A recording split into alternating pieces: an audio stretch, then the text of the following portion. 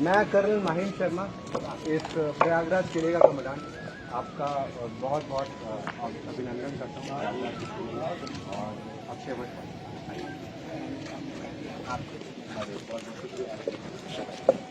महाराज जी, जिस किले में आप हैं, प्रयागराज किला, ये किला अनंत काल से यहाँ पर रहा है। यहाँ कोई ना कोई प्रेजेंस रही है। इसको अभी के समय में लोगों ने अकबर किले के नाम से नाम देने की कोशिश कर रहे हैं, जो कि गलत है। लेकिन उस समय पे जिस प्रेजेंट तरीके में ये किला बना हुआ है, वो आज से 500 साल पहले बना हुआ है, जो कि 1583 में बना, जिसको बनाने 45 साल 10 महीने और 5 दिन लगे। और उस समय इसमें 6,17,56,210 रुपए का खर्च हुआ। इस किले की सबसे महत्वपूर्ण बात है, यहाँ पर 3 ऐसी जगह हैं जो कि अपने आप पूरे विश्व में यूनिक है। सबसे पहली चीज आप जहाँ पर आए हैं वो अक्षय वट। अक्षय वट का नाम अक्षय कैसे हुआ वो मैं आपको आगे जाके बताऊंगा।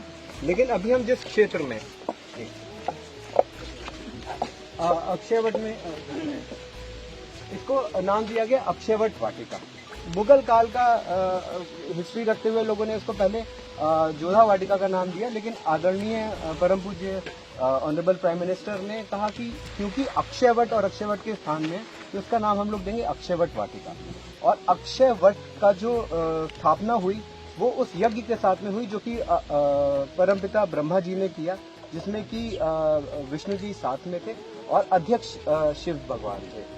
उस समय पे यहाँ पर 1 यज्ञ या 10 यज्ञ, इसके बारे में अलग अलग किताबों में अलग अलग बात लिखी है, बट उन 10 यज्ञों के साथ में यहाँ पर जो स्थापना हुई, इसको मनोनीत करते हुए आपके सामने सप्त ऋषियों का आप लोग एक गया। और जब सारी शक्तियां एकांत एक तरफ आ गईं, तो विष्णु जी का जो स्वरूप है, विश्व स्वरूप, वो आपके सामने है। तो विश्व स्वरूप जिस तरीके से माना जाता है कि वो, इसमें ऑनरेबल सीएम का बहुत अच्छा वो था, जैसा हमारे यहाँ मान्यता भी है कि हम लोग पीओपी प्लस पेरिस की पूजा नहीं करते हैं। या तो काष्ठ होगा, लकड़ी होगी, या फिर अष्टधातु होगा, या फिर पत्थर होगा। तो अभी उनका ही डायरेक्शन को हम फॉलो करते हुए जो पहला स्टैचू है जो भगवान विश्व स्वरूप का है, उसको मार्बल में कन्वर्ट करा रहे हैं, जो कार्य ऑलरेडी स्टार्ट हो गया। तो आप जब अगली बार आएंगे तो ये सारे के सारे सबसे ऋषियों की जो म्यूरल्स हैं वो के साथ में आएंगे। आप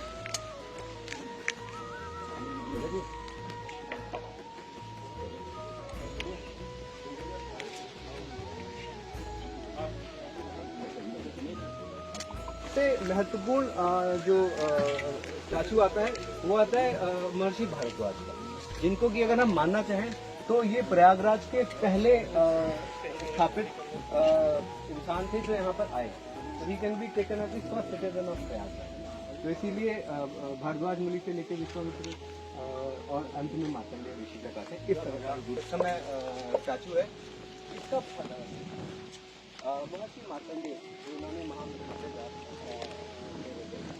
उन्होंने भगवान विष्णु से पूछा कि जब ये समाप्त हो जाएगा तो क्या आएगा।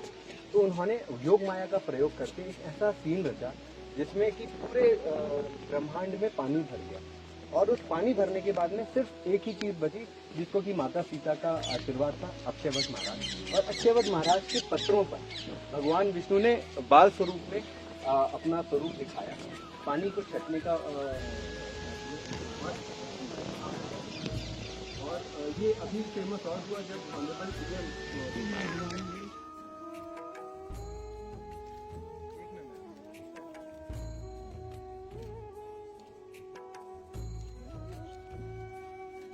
जी है, और ये यमुना जी यहाँ से आगे की तरफ जा करके फिर संगम बनाती हैं।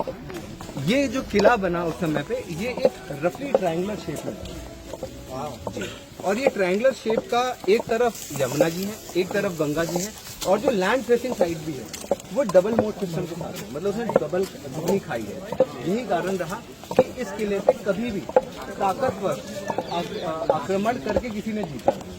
और इस हिस्ट्री को मैं अब जब आगे आपसे बात करूंगा तो आपको इसके बारे में बताऊंगा। आपके दाहिने में जो द्वार है ये द्वार पहले जोधा वाटिका के स्नान करके फिर अक्षयवट महाराज की पूजा की जाती थी। फिर ऑनरेबल पीएम का ही था कि भाई सब कुछ अक्षयवट का है, घाट भी अक्षयवट महाराज का ही है, तो इसीलिए इसका जो दोबारा नाम रखा गया वो अक्षयवट द्वार। अब अक्षयवट द्वार और अक्षयवट घाट।